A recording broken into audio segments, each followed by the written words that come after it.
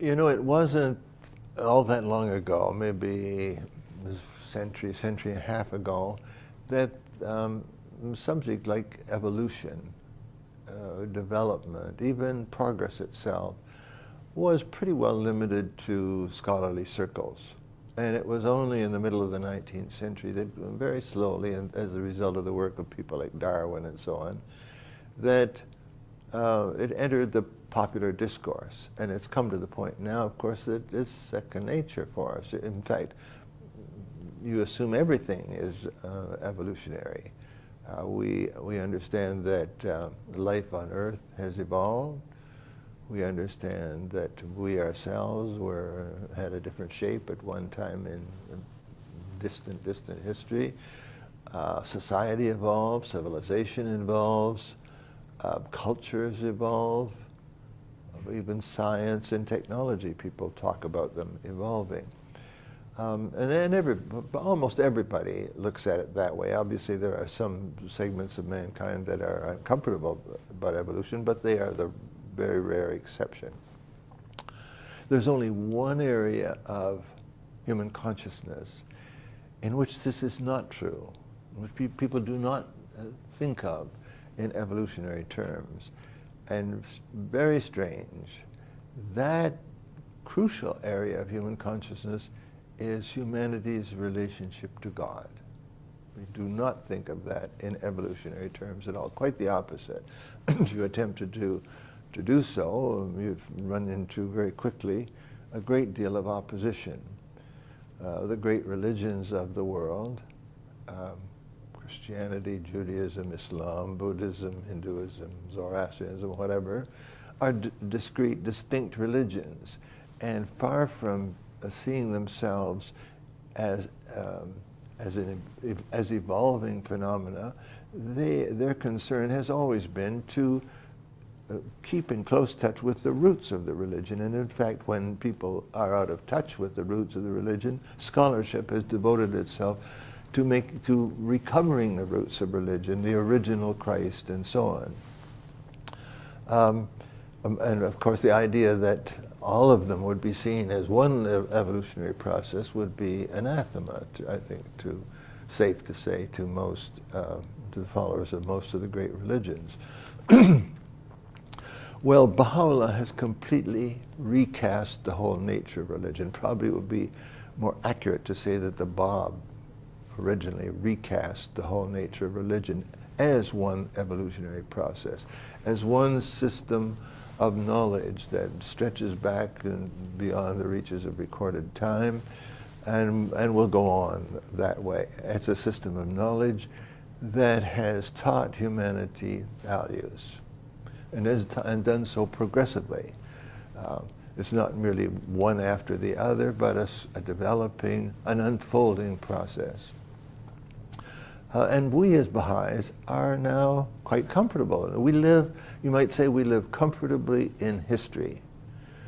In fact, we can't think of religion, probably it's safe to say, in any other terms than evolutionary terms. Religion is progress by its very nature. And that's not only progress through the revelation of these various prophetic religions, but within the Baha'i faith itself.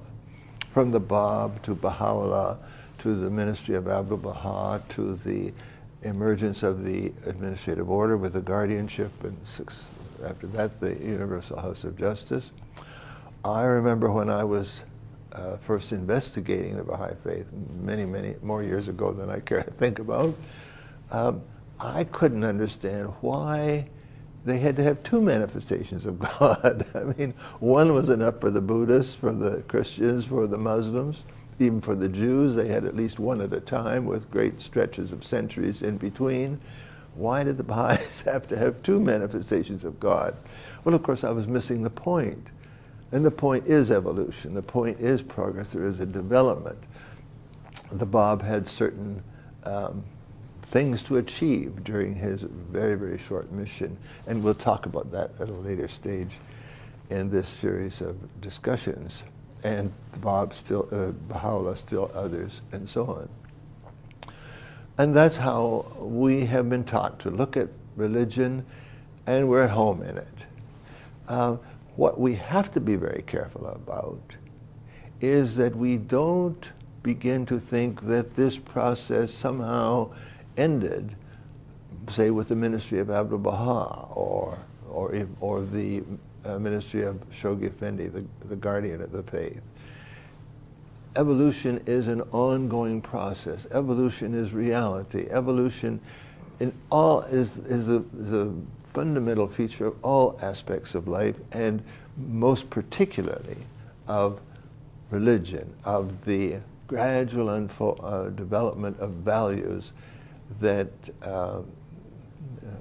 drive the advancement of civilization. And in discussing this evolutionary process, we have to start with the point that Baha'u'llah makes very strongly, that we are living in the coming of age of humankind. All of the other revelations of God, the prophetic revelations, were preparing mankind for this day. Obviously, they taught, they cultivated certain qualities, capacities in the individual soul, but they also promised that the day would come when the whole of society would be transformed, when the kingdom of God would come on earth, when the will of God would be done on earth as it was done in heaven, and so on. Both the personal and the social. Well, the Baha'i faith is not prophetic. The Baha'i faith is this day. We are living in the day of the coming of age of the human race, the collective coming of age of the human race, in which we can see ourselves as one single people occupying one single homeland, which is the earth. You could say really that human history is starting today with us, because the histories of the past were the history of different peoples or races or dynasties or whatever. And since this is the case, and since we are involved, we are engaged in the construction of at least the foundations of the kingdom of God on earth, the foundations of a global society, the foundations of a really functioning, united human race, and the development of what you could call universal civilization, since that's what life is about for us. We have to be aware that the building process itself is obviously progress. It's obviously development, or evolution, if you want to call it that. You move from one stage to another, from the foundations to the next stage, and so on, ultimately to the roof.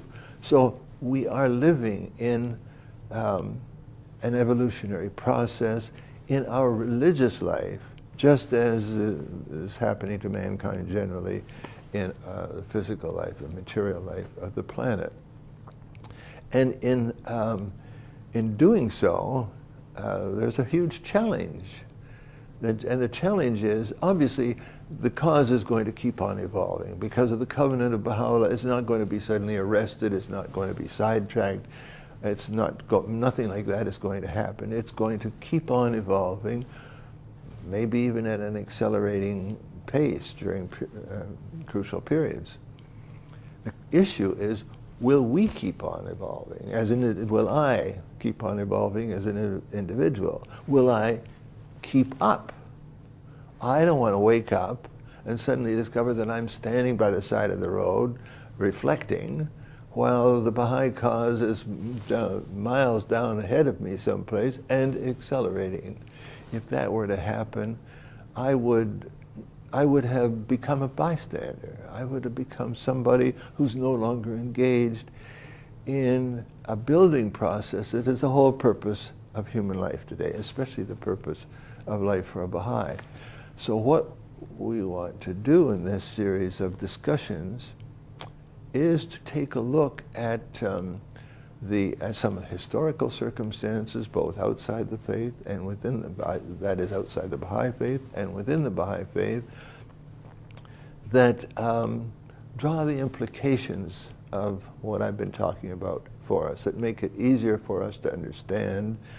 Because after all, Baha'u'llah says God's greatest gift to man it's not love, it's not mercy, it's not any number of other things you might be able to think of. The greatest gift of God to mankind is reason. We are not just souls, we are rational souls.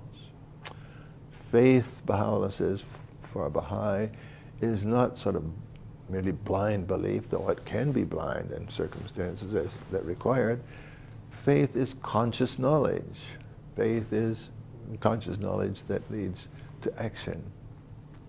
And that being the case, we want to understand what we're doing, and we want to understand why we're doing it, at least to the best of our ability. We serve the cause because we love Baha'u'llah. We serve the cause in a particular way because we believe absolutely in the guidance of the Universal House of Justice. But to the extent we can, we have to try to understand why, because understanding empowers us. And as I say, though, the thing we do not want as individuals is to find ourselves left behind.